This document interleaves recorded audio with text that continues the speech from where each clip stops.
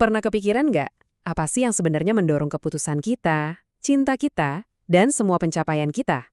Yuk, kita bedah sebuah buku yang bisa dibilang menantang hampir semua hal yang kita kira kita tahu tentang diri kita sendiri. Wah, ini janji yang berani banget ya kan? Buku Hewan Sosial karya David Brooks dibuka dengan klaim ini. Isinya tentang kisah dua orang yang hidupnya tuh luar biasa memuaskan. Bukan karena mereka super jenius, tapi karena mereka paham satu kebenaran yang lebih dalam tentang sifat manusia.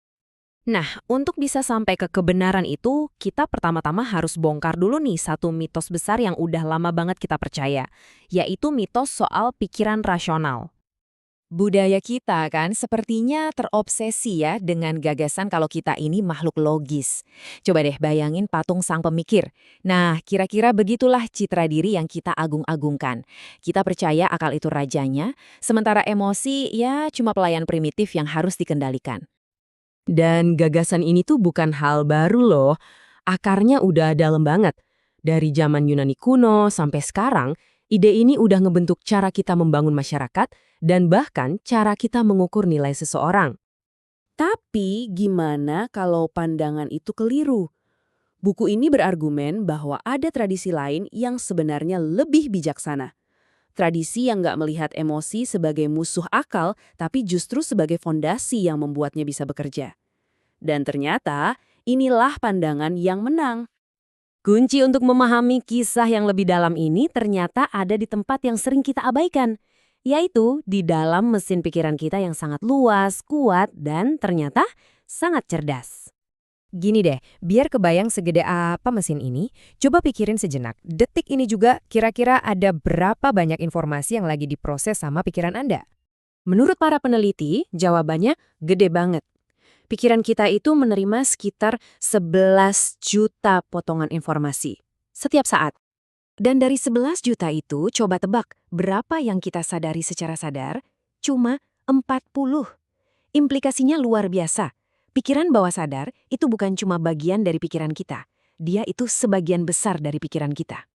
Jadi, buang jauh-jauh deh gagasan kalau alam bawah sadar itu tempat yang gelap dan menakutkan.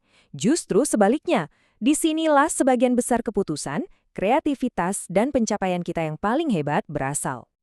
Malah, akal sehat kita itu nggak bisa berfungsi tanpanya. Ahli saraf Antonio Damasio menemukan bahwa emosi itu bertindak seperti GPS spiritual. Dia yang ngasih nilai pada pilihan-pilihan kita. Tanpa emosi untuk memandu, kita justru jadi nggak rasional dan bisa merusak diri sendiri. Coba lihat contoh sempurna ini. Kencan pertama. Di permukaan, kelihatannya kan cuma obrolan ringan sambil makan siang. Tapi di level bawah sadar, yang terjadi adalah ujian super ketat, di mana dua pikiran saling mengukur, menilai, dan terhubung pada tingkat yang jauh melampaui kata-kata. Nah, mesin bawah sadar yang super kuat ini ternyata nggak bekerja sendirian di ruang hampa. Ternyata dia dibentuk secara mendalam, bahkan bisa dibilang diciptakan oleh hubungan kita dengan orang lain. Buku ini bilang kita harus buang citra si pemikir yang sendirian itu. Kenyataannya kita lebih mirip stasiun kereta yang super rame, kita diciptakan untuk terhubung. Keterampilan sosial kita yang fenomenal inilah bukan kekuatan nalar kita semata yang benar-benar membedakan kita. Dan ini bukan cuma metafora, ini beneran ada di otak kita. Namanya neuron cermin. Penemuan ini menunjukkan bahwa kita secara otomatis mencerminkan pengalaman orang lain di dalam pikiran kita sendiri.